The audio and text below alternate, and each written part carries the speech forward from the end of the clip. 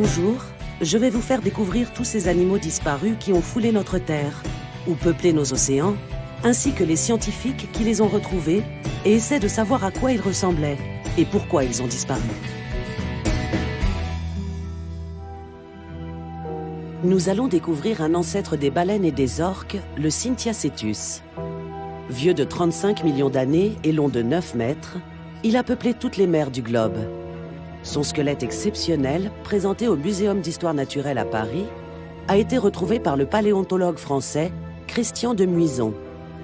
Il est rare de retrouver un squelette entier dans un tel état de conservation. Sa mâchoire acérée, s'ouvrant sur près d'1 mètre, faisait du Cynthiacetus un redoutable prédateur. Christian a d'abord été intrigué par 2 petites pattes qu'il a retrouvées à l'arrière du squelette. À quoi servaient-elles ? Cynthiacetus avait des petites pattes arrière toutes petites qui paraissent un petit peu ridicules quand on voit la taille de l'animal. Et en fait, c'est une sorte de réminiscence de l'histoire ancienne des cétacés. Les premiers cétacés étaient capables de marcher sur le sol et petit à petit, ces animaux sont devenus des animaux amphibies, capables à la fois de très bien nager mais aussi de marcher sur le sol. Et puis, la 3e étape qu'on connaît, c'est l'étape Cynthiacetus, qui était un animal où les membres postérieurs ont complètement régressé. Pourquoi ? Parce que les ancêtres, eux, nageaient avec leurs membres postérieurs, tandis que Cynthiacetus nage avec sa queue. Le squelette a été retrouvé dans un désert au sud de Lima, dans une zone qui était autrefois sous l'océan. Il était emprisonné dans la roche.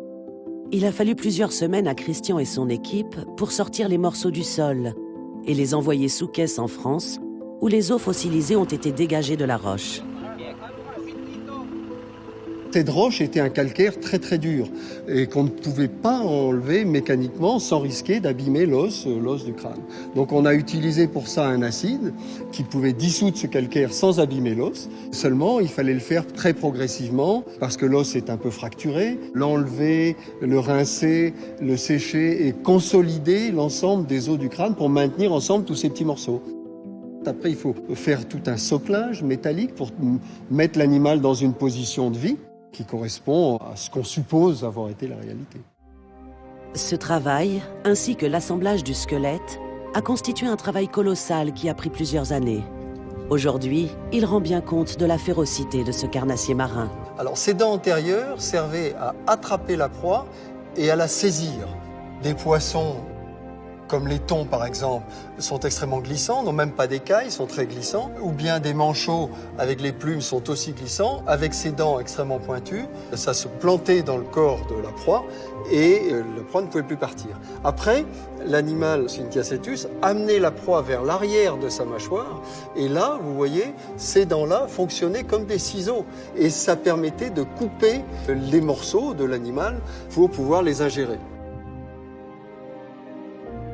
Alors bon, ce spécimen, c'est un jeune adulte. On regarde les dents, elles sont absolument pas usées. Or, ces animaux sont des grands prédateurs qui attrapaient des gros animaux et à force de manger des animaux, des gros poissons, des manchots, les dents finissent par s'user. Mais là, elles n'ont pas la moindre trace d'usure.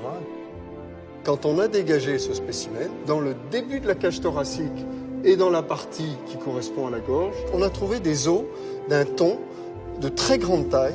On suppose que ces thons ne sont pas descendus jusque dans l'estomac. À notre avis, il a mangé ce thon et il s'est étouffé.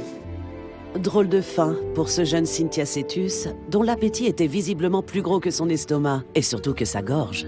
Ce qu'on souhaiterait découvrir, c'est Cynthiacetus, là, on le connaît assez bien.